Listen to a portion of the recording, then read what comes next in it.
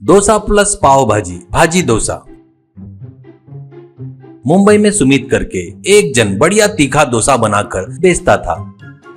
वो बेचने वाला तीखा डोसा, घी तीखा डोसा वहां आजू बाजू के गांव में बहुत फेमस था।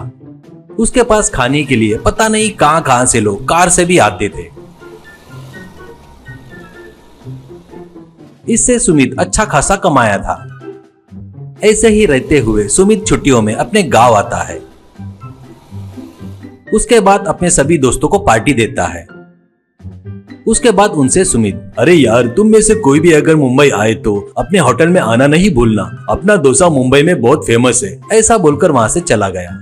अब उन दोस्तों में एक मुन्ना करके उसका दोस्त था। देखे क्या उस सुमित को कितना घमंड है, उसके पास ही कार है करके बहुत घमंड है उसे। यानी अपन लोग सब मल्लार है और वो नहीं पीता क्या? देखा क्या वो कैसे चला गया? कहता है तो सुनो। क्या रे मुन्ना, तू ऐसा बोल रहा है? उसको पीने का शौक आदत नहीं है, पता है ना तुझे? तू पियक्कड़ है करके सभी लोग पियक्कड़ है ना क्या? कहने से मुन्ना वहाँ से गुस्से से चला जाता है।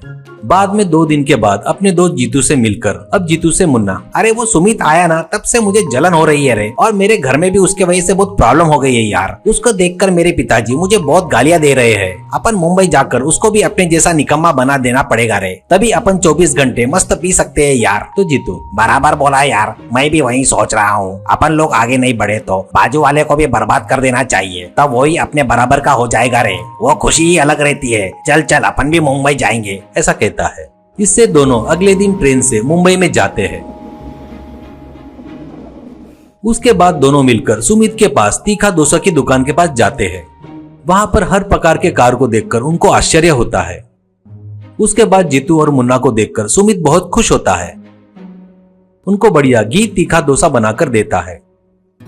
वो दोनों बहुत खुश होकर खाते हैं। उसके बाद जीतू से मुन्ना, यार ये डोसा इतना अच्छा है इसलिए लोग ऐसे गर्दी करके खा रहे हैं। जीतू, अरे अपन किस काम के लिए आए हैं और क्या कर रहे हैं? तू उसके डोसे की तारीफ किया तो और 4 लोग आएंगे, इसलिए 4 दिन रुककर उसके डोसे का नाम धीरे धीरे खराब करना शुरू करना होगा, ऐसा कहता है।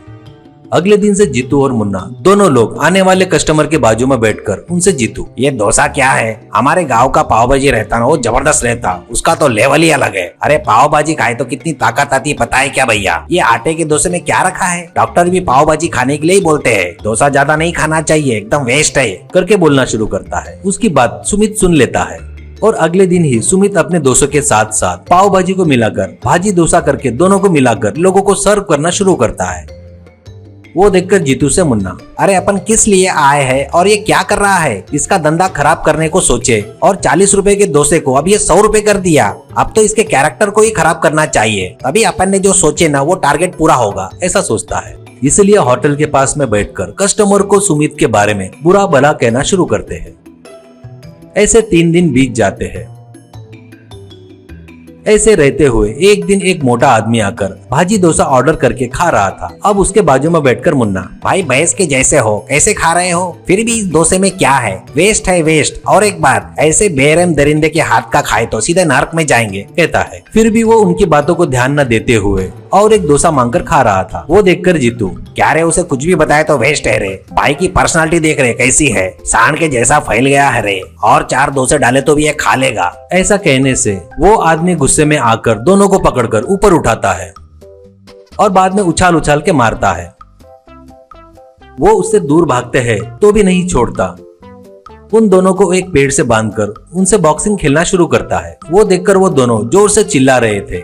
इतने में भागते हुए सुमित आकर उन दोनों को छुड़ाता है। अब मुन्ना जीतू को बाजू में ले जाकर, अरे वो डोसा खाने वाला व्यक्ति बहुत बड़ा पहलवान है रे, तुम लोग तुरंत ये गांव छोड़कर भाग जाओ रे, करके बताता है। इससे वो दोनों वहां से भाग जाते हैं। इसके बाद वो मोटा आदमी सुमित के पास आता है। अब वो मोटा आदमी सुमित से, जीजा जी तुमने बुलाया इन दोनों को धोने के लिए क्या? कौन है ये दोनों लोग? मुझे रोकते नहीं थे तो इन दोनों के हाथ पैर तोड़ देता था, फालतू का अनाप शराब बक रहे थे। सुमित, अरे ये मेरे बचपन के दोस्त थे रे, मेरे ऊपर जलन के कारण मेरा बिजनेस बिगाड़ने के लिए आए थे, इसलिए थोड़ा झटका देकर भेज दिया। अब कभी अपने को उंगली नहीं करेंगे। फिर भी तू मेरा आदमी है करके उनको पता चला तो ठीक नहीं रहेगा, तू चला जा, वापिस आकर तेरे को फिर से यहाँ देखेंगे तो और रोने लगेंगे। कहने से दोनों हंसने लगते हैं।